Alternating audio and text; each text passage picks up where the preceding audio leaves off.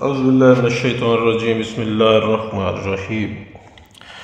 السلام علیکم ناظرین، میں آپ کی خدمت میں حاضر ہوں سخیرہ ٹی وی کے ساتھ، محمد اشفاق سخیرہ، اور میں آج آپ سے ایک ایسے قصے پہ بات کرنا چاہ رہا ہوں۔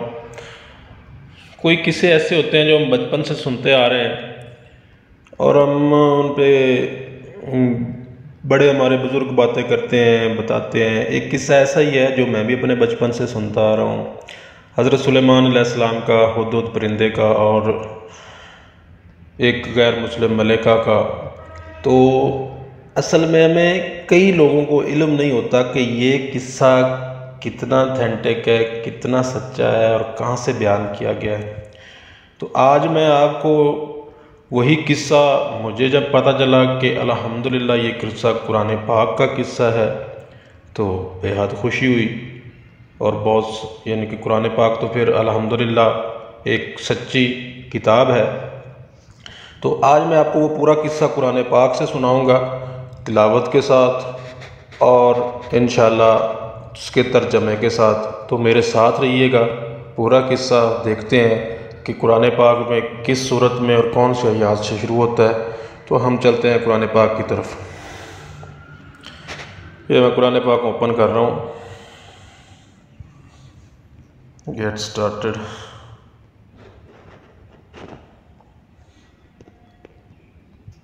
سوری،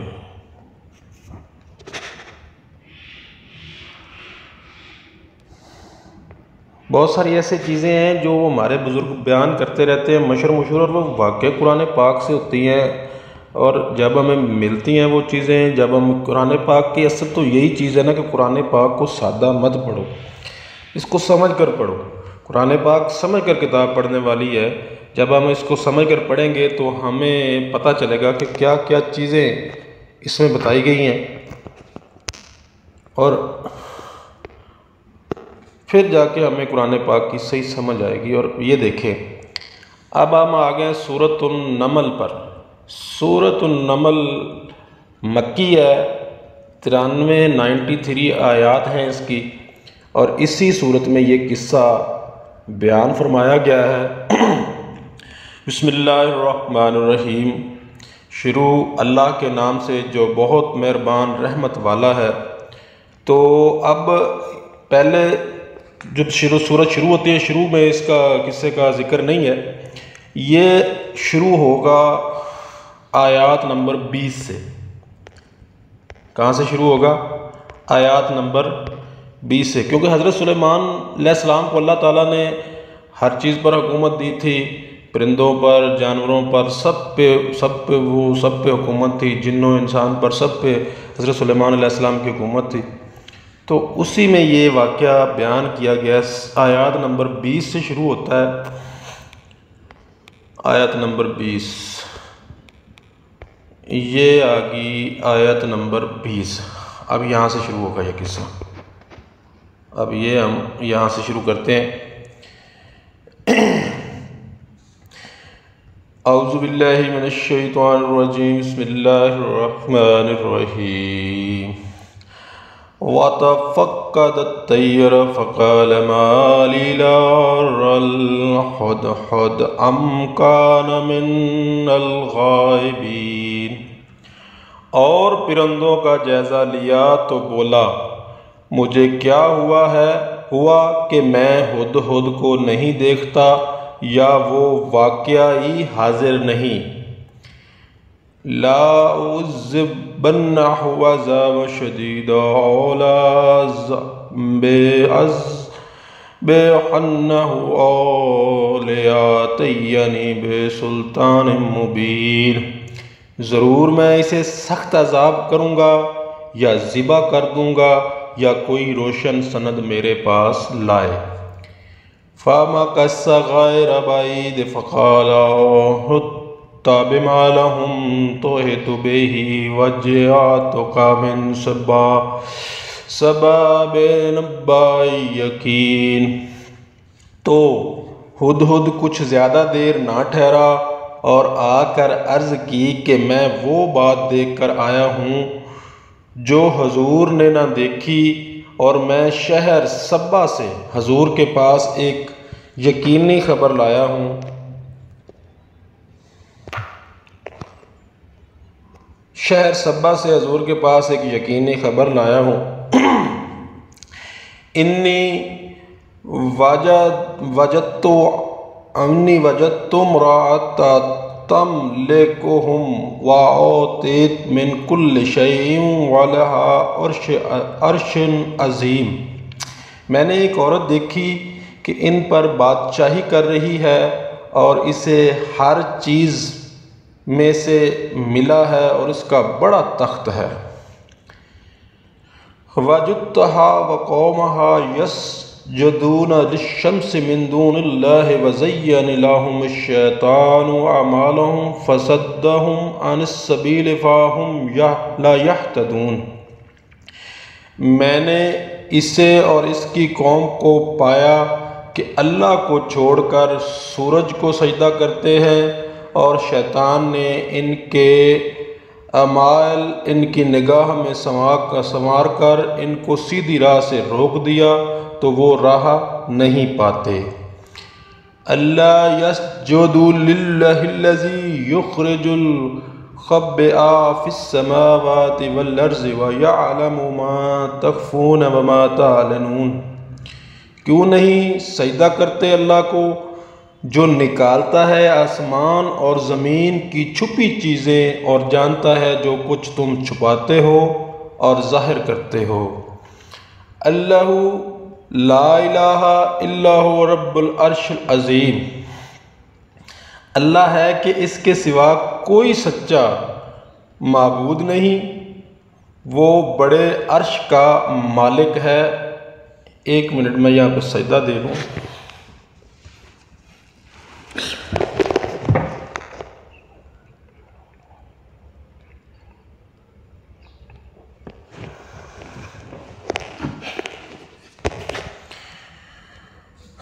آگے قال سننظر اصدقت ام کنت من الکاذبین۔ سلیمان نے فرمایا اب ہم دیکھیں گے کہ تو نے سچ کہا یا تو جھوٹوں میں ہے۔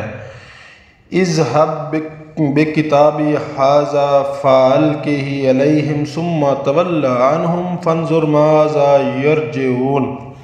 میرا یہ فرمان لے جا کر ان پر ڈال، پھر ان سے الگ ہٹ کر دیکھ کہ وہ کیا جواب دیتے ہیں۔ قالت یا ایھا الملأ انی القی الی کتاب کریم۔ وہ عورت بولی اے سردارو بے شک میری طرف ایک عزت والا خط ڈالا گیا ہے۔ انہ من سلیمان و انہ بسم اللہ الرحمن الرحیم۔ بے شک وہ سلیمان کی طرف سے ہے اور بے شک وہ اللہ کے نام سے ہے نہایت مہربان رحم والا۔ اللہ تعالی علیہ واتونی مسلمین، یہ کہ مجھ پر بلندی نہ چاہو اور گردن رکھتے میرے حضور حاضر ہو جاؤ۔ قالت یا ایھا الملأ افتونی فی امری ما کنت قاطعۃ امرا حتی تشہدون۔ بولی اے سردارو میرے اس معاملے میں مجھے رائے دو، میں کسی معاملے میں کوئی قطعی فیصلہ نہیں کرتی جب تک تم میرے پاس حاضر نہ ہو۔ قالوا نحن اولو قوة واولو باس شدید والامر علیک فانظری ماذا تأمرین۔ وہ بولے ہم زور والے اور بڑی سخت لڑائی والے ہیں اور اختیار تیرا ہے، تو نظر کر کے کیا حکم دیتی ہے۔ قالت ان الملوک اذا دخلوا قریۃ افسدوها فجعلوا عزت اہلها اذلۃ وکذلک یفعلون۔ بولی بے شک بادشاہ جب کسی بستی میں داخل ہوتے ہیں اسے تباہ کر دیتے ہیں اور اس کی عزت والوں کو ذلیل اور ایسا ہی کرتے ہیں۔ وَإِنِّي مُرْسِلَاتُ عَلَيْهِمْ بِهَدِيَّةٍ فَنَاظِرَاتٌ بِمَا يَرْجِعُ الْمُرْسَلُونَ، اور میں ان کی طرف ایک تحفہ بھیجنے والی ہوں، پھر دیکھوں گی کہ ایلچی کیا جواب لے کر پلٹتے ہیں۔ فَلَمَّا جَاءَ سُلَيْمَانَ قَالَ أَتُمِدُّونَنَا بِمَالٍ فَمَا آتَانِي اللَّهُ خَيْرٌ مِّمَّا آتَاكُمْ بَلْ أَنْتُمْ بِهَدِيَّتِكُمْ تَفْرَحُونَ۔ پھر جب وہ سلیمان کے پاس آیا، فرمایا کیا مال سے میری مدد کرتے ہو؟ تو جو مجھے اللہ نے دیا وہ بہتر ہے اس سے جو تمہیں دیا، بلکہ تم اپنے تحفے پر خوش ہوتے ہو۔ اس کا یہ ہے کہ وہ ایلچی اللہ کا، وہ اس ملکہ کا جو ایلچی تھا وہ حضرت سلیمان کے پاس کچھ تحفے لے کے آیا، تو حضرت سلیمان نے انکار کر دیا کہ اللہ نے مجھے جو کچھ دیا ہوا ہے وہ تمہارے تحفوں سے بہت بہتر ہے۔ اس کی یہ تشریح ہے۔ آگے آیت نمبر 37 ہے، ارجع علیہم فلنأتینہم بجنود قبل لہم بہا ولنخرجنہم من اذلۃ وہم صاغرون۔ پلٹ جا ان کی طرف تو ضرور ہم ان پر وہ لشکر لائیں گے جن کی انہیں طاقت نہ ہوگی، اور ضرور ہم ان کو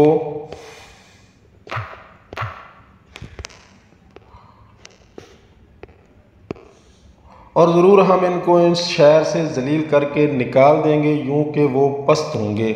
تو اس پر حضرت سلیمان اس ایلچی کو کہا کہ جا واپس چلا جا اپنے قبیلے کے پاس، اپنی ملکہ کے پاس، اور انہیں بتا دے کہ ہم ان پر لشکر کشی کریں گے اور ان کو اس شہر سے ذلیل کر کے نکال دیں گے اور وہ ہم سے پست ہو جائیں گے۔ آگے آیت نمبر 38 ہے، قَالَ يَا أَيُّهَا الْمَلَأُ أَيُّكُمْ يَأْتِنِي بِعَرْشِهَا قَبْلَ أَنْ يَأْتُونِي مُسْلِمِينَ۔ سلیمان نے فرمایا اے درباریو، تم میں کون ہے کہ وہ اس کا تخت میرے پاس لے آئے قبل اس کہ وہ میرے حضور متی ہو کر حاضر ہوں۔ تو یہ آیت نمبر 38 اس کی آپ کو سمجھ آ گئی ہوگی کہ حضرت سلیمان نے اپنے دربار میں بیٹھ کر کہا کہ کوئی ایسا آدمی ہے جو اس کا تخت جتنا جلدی ہو سکے میرے پاس لے آئے، اس کے پہلے کہ وہ میرے پاس آ جائیں۔ قَالَ عِفْرِيتٌ مِّنَ الْجِنِّ أَنَا آتِيكَ بِهِ قَبْلَ أَن تَقُومَ مِن مَّقَامِكَ وَإِنِّي عَلَيْهِ لَقَوِيٌّ أَمِينٌ۔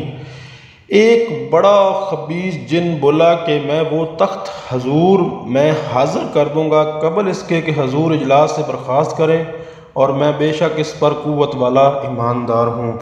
تو ایک کبھی ہیکل جن نے کہا کہ جی میں وہ تخت آپ کے یہاں سے دربار کو برخاست کرنے سے پہلے یا اٹھ کے کھڑے جانے سے پہلے میں یہاں پہ حاضر کر دوں گا۔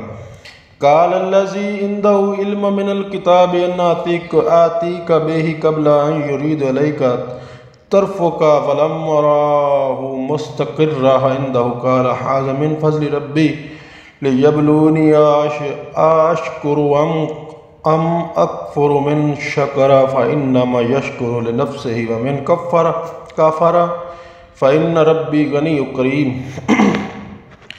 اس نے عرض کی جس کے پاس کتاب کا علم تھا کہ میں اسے حضور میں حاضر کر دوں گا ایک پل مارنے سے پہلے۔ پھر جب سلیمان نے تخت کو اپنے پاس رکھا دیکھا کہ یہ میرے رب کے فضل سے ہے تاکہ مجھے آزمائے کہ میں شکر کرتا ہوں یا ناشکری۔ جو شکر کرے وہ اپنے بھلے کو شکر کرتا ہے، اور جو ناشکری کرے تو میرا رب بے پرواہ ہے، سب خوبیوں والا ہے۔ تو یہ آیت نمبر 40 ہے، اس میں بہت بڑی نصیحت ہے کہ اسی میں ایک صاحب کتاب، ایک علم والا بیٹھا تھا، اس نے حضرت سلیمان سے فرمایا کہ میں آپ کو وہ تخت ایک پلک جھپکنے میں آپ کے پاس حاضر کر دوں گا، اور اس نے ویسا ہی کیا۔ جب حضرت سلیمان علیہ السلام نے وہ تخت اپنے پاس رکھا دیکھا تو اس نے اللہ تعالیٰ کا شکر ادا کیا، اور جو اللہ تعالیٰ کا شکر ادا کرتا ہے جس حال میں ہو، جو اتنا اللہ اسے دے یا نہ دے تو وہ انشاءاللہ بھلے میں رہتا ہے، اور جو ناشکری کرتا ہے تو میرا اللہ بہتر جاننے والا ہے۔ سورہ آیت نمبر 41 ہے، قَالَ نَقِرُّ لَهَا عَرْشَهَا نَنظُرُ أَتَهْتَدِي أَمْ تَكُونُ مِنَ الَّذِينَ لَا يَهْتَدُونَ۔ سلیمان نے حکم دیا عورت کا تخت اس کے سامنے وضع بدل کر بیگانہ کر دو کہ ہم دیکھیں کہ وہ راہ پاتی ہے یا ان میں ہوتی ہے جو ناواقف رہے۔ حضرت سلیمان علیہ السلام نے اپنے درباریوں سے کہا کہ اس تخت کو بدل دو تاکہ وہ عورت اسے پہچان نہ سکے، اور پھر ہم دیکھتے ہیں کہ وہ سیدھے راہ پہ آتی ہے یا گمراہ ہی رہتی ہے۔ آیت نمبر 42 فلما جاءت قیل کذا عرشک قالت کأنہ ہوا وأوتینا العلم من قبلها وكنا مسلمین۔ پھر جب وہ آئی اس سے کہا گیا کہ تیرا تخت ایسا ہی ہے، بولی گویا یہ وہی ہے، اور ہم کو اس واقعہ سے پہلے خبر مل چکی ہے اور ہم فرما بردار ہوئے۔ وَصَدَّهَا مَا كَانَتْ تَعْبُدُ مِن دُونِ اللَّهِ إِنَّهَا كَانَتْ مِن قَوْمٍ كَافِرِينَ، اور اس سے روکا اس چیز نے جسے وہ اللہ کے سوا پوجتی تھی، بے شک وہ کافر لوگوں میں سے تھی۔ اور اس عورت کو اسی جو حضرت سلیمان علیہ السلام کو اللہ نے جو طاقت جو قوت جو دی تھی اسی چیز نے روک دیا جب وہ اپنا دیکھ چکی تھی، اور وہ بے شک وہ جو عورت تھی وہ کافروں میں تھی اور کسی اور خدا کو پوجتی تھی، لیکن اللہ پاک نے سلیمان علیہ السلام کی طفیل اسے اس چیز سے روک دیا۔ آگے آیت نمبر 44 ہے قیل لہا ادخلی الصرح فلما رأته حسبته لجة وكشف عن ساقيها قال إن صرح ممرد من قرى قالت رب إني ظلمت نفسي وأسلمت مع سليمان لله رب العالمين۔ اس سے کہا گیا صحن میں آ، پھر جب اس نے اس سے دیکھا گہرا پانی سمجھی اور اپنی ساقیں کھولی، سلیمان نے فرمایا یہ تو ایک چکنا صحن ہے، شیشے جڑا۔ عورت نے عرض کی اے میرے رب، میں نے اپنی جان پر ظلم کیا اور اب سلیمان کے ساتھ اللہ کے حضور گردن رکھتی ہوں جو رب سارے جہان کا ہے۔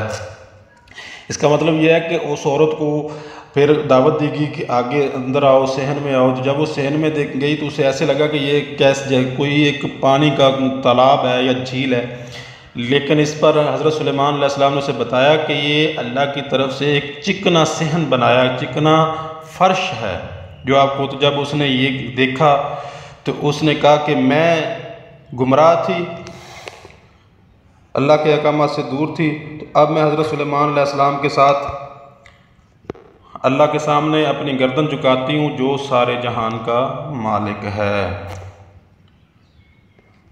تو یہ تھا میرا بھائیو ایک ایسا قصہ جو میرے خیال میں کوئی ایسا شخص نہیں جس نے اس قصے کو نہ سنا ہو، اور میرے خیال میں کچھ 100 میں سے کچھ لوگ ہوں گے جن کو پتہ ہوگا کہ یہ قصہ قرآن پاک سے ہے یا کہیں اور سے ہے۔ تو آج میرے بھائیو یہ قصہ میں نے آپ کو قرآن پاک سے باقاعدہ تلاوت بھی کی، اس کا ترجمہ بھی کیا، پورا پڑھا دکھایا۔ تو ہم مسلمان ہیں، ہمیں علم ہونا چاہیے کہ کون سی چیز کہاں سے بیان کی گئی ہے۔ تو اللہ ہم سب کو سننے کی اور عمل کرنے کی توفیق عطا فرمائے، آمین یا رب العالمین۔ اللہ پاک آپ سب کو خوش رکھے۔ اللہ حافظ۔